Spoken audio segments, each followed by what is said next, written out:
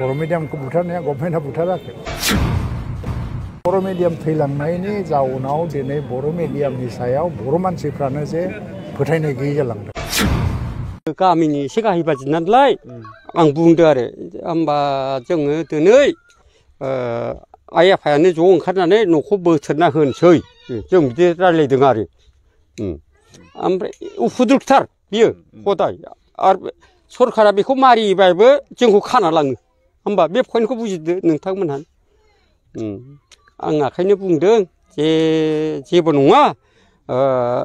बिसोरखौ जों दिनै बोथ्रोदखागोन बे जायगायाव दोनला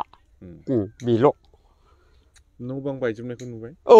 होमबालाय माथो बुंना मालाबाव नोंसोरनि मेगनजों नुखाजोब्बायबा सरकारा अनना अना माबायदि अनजानो लुबैयो सोरनि आखायाव दं होननाया बेनो माबायदि अनजानो लुबैयो सोरखारखौ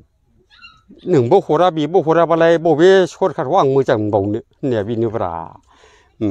ब्रा होननाया गाज्रि नङा थारमाने ओरैनो होनदों थारमाने आंना रायजोनि मानसिया मोजाङै मोनजाथों बयबो आइ आफाया रायजो राजा नङा नङा नाथाय अनेक खस्थ' होगासिनो दं नै पइन्टसो औ एसे बिना होदो बिसोरनो खस्थ'आ बारा जाबाय हनै बायजोबनाय नुबाय नोंसोरबो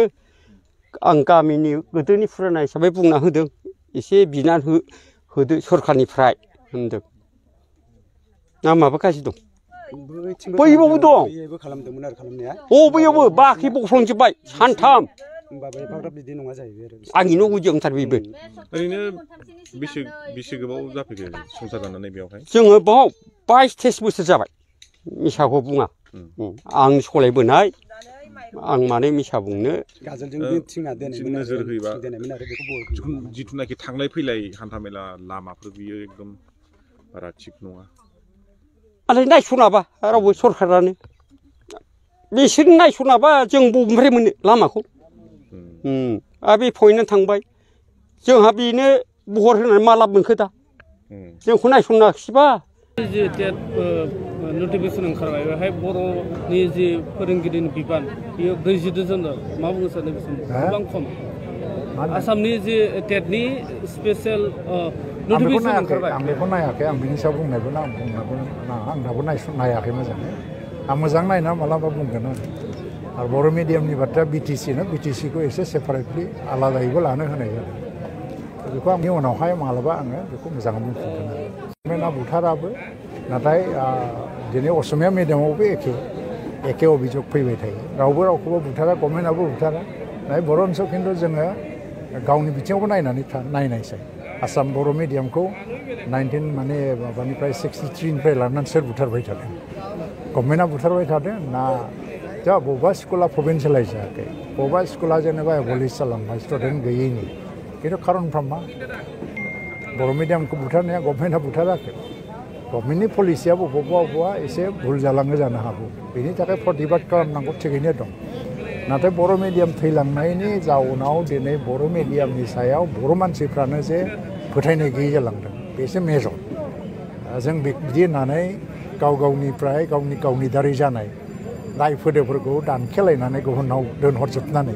गाव फ्रि जानो नागिरनाय बिदिजों जानाय नङा सार फैबाय बर' मिडियामनि फरायसालिफोरखौ गभर्नमेन्टआ बुथाराखै आरो बेखौ सोर बुथारदों बर' मिडियामनि फरायसालिफोराव जि फोरोंगिरि गैया बेखौ मा रायजो राजा होगोन ना गभर्नमेन्टआ होगोन फरायसालियाव फोरोंगिरि थिसननो गोनांथिया सोरनि खामानि गभर्नमेन्टनि ना रायजो राजानि जोंनि बर' मिडियामनि फरायसालिफोराव गोबां फरायसालि दिनैसिमहालागै दङ जायफोर फरायसालियाव बर' बिजोंनि फोरोंगिरि गैया जायनि जाहोनाव डुएट एसामिस आरो बर' मिडियामनि फरायसालिफोराव मोननैबो मिडियाम थानायनि गेजेराव बर' मिडियामनि फोरोंगिरि गैयैनि जाहोनाव एसामिस मिडियामनि फोरोंगिरिफोरानो बर' मिडियामनि फरायसालिफोराव बा बर' मिडियामनि फरायसाफोरखौ दिनै फोरोंनो गोनांबो जादों बेफोरबायदि सावगारिबो जों नुनो मोनदों दा मोनसे आरो नैथि खोथाया जादों बर' मिडियामनि फरायसालिफोराव बर' बिजोंनि फरायसालि खम जानायनि मोनसे खोथाया जादों जोंनि रायजो राजानि गेजेराव सोरबा गेदेर गोलावनि गथ' गथायफोराबो गावनि गथ'खौ बर' बिजोङाव मुंखौ थिसना होआ गुबुन इंलिश मिडियामाव बा गुबुन हारिनि बिजोङाव थिसनना होयो मानोना गावनि फरायसाया बा गावनि गथ'आ मोजाङै सोलोंथाइ मोनथो गोजौ थाखोआव दावगालांनो हाथो बेबायदि साननाय बेयो थिंकिं आरो बेफोरबायदि साननानै गावबा गावनि गथ'खौ गुबुन हारिनि बा इंलिश मिडियामनि फरायसालिफोराव मुं थिसनना होयो मानोना गावनि गथ'आ गेदेर गोलाव जाथों मोजां सुबुं जाथों बर' हारिनि बर' रावजों लिरनानै बर' बिजोंजों फरायनाय फरायसाफोरा गोजौ थाखोआव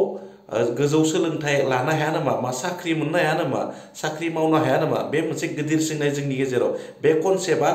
आगोलनिफ्रायबो दङ दिनैसिमहालागै दङ दा बेफोरखौ जों बुजिनांगोन आरो गभर्नमेन्टआ गोरोन्थि खालामाखै नङा गभर्नमेन्टआ गोरोन्थि खालामदों मानोना बर' बिजोंनि फरायसालिफोराव बर' बिजोंनि फरायसालियाव बर'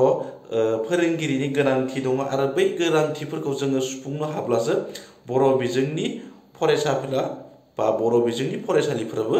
जौगागोन स' जियानो जाया मानो बेयाव जों गासैनिबो गोरोन्थि दङ आरो सरकारनिथ' गोरोन्थि दंखायो बेनिखायनो जोङो बर' बिजोंनि फरायसालिफोरखौ बर' बिजोंनि फरायसाफोरखौ जौगाहोनो गोनांब्ला जों गासैबो नाजानांगोन गभर्नमेन्टजों लोगोसे जों रायजो राजा अब्लासो बर' बिजोंनि फरायसालि आरो बर' रावा बासिनानै थागोन जोंनि गेजेराव नङाब्ला गाज्रि हालादाव थांनो बांद्राय सम नाङा बेनिखायनो रायजो राजाखौबो खावलायो गुरैयै बुङो नोंथांमोनाबो बर' बिजोंनि बर' रावजों गावनि गथ' गथायखौ बर' बिजोङाव होनो नाजा आरो गभर्नमेन्टखौबो खावलायो बर' बिजोंनि जायफोर फरायसालिफोर दङ जेसेबां फरायसालिफोर दङ बैफोर फरायसालिफोराव बर' फोरोंगिरिफोरखौ प्रपारलि थिसननो नाजा आरो प्रपारलि बिथांमोनखौ एडभाइस खालामनो नाजा जे बर' फरायसाफोरा मोजां जायो स' जियानो जाया मानो भिडिअखौ नायनानै मोजां मोनोबा लाइक एन्ड शेयार खालामबानो जाबाय आरो भिडिअखौ नायनो थाखाय थेंक्स फर वाचिं गोजोन्थों जै बर' हारिनि बाय बाय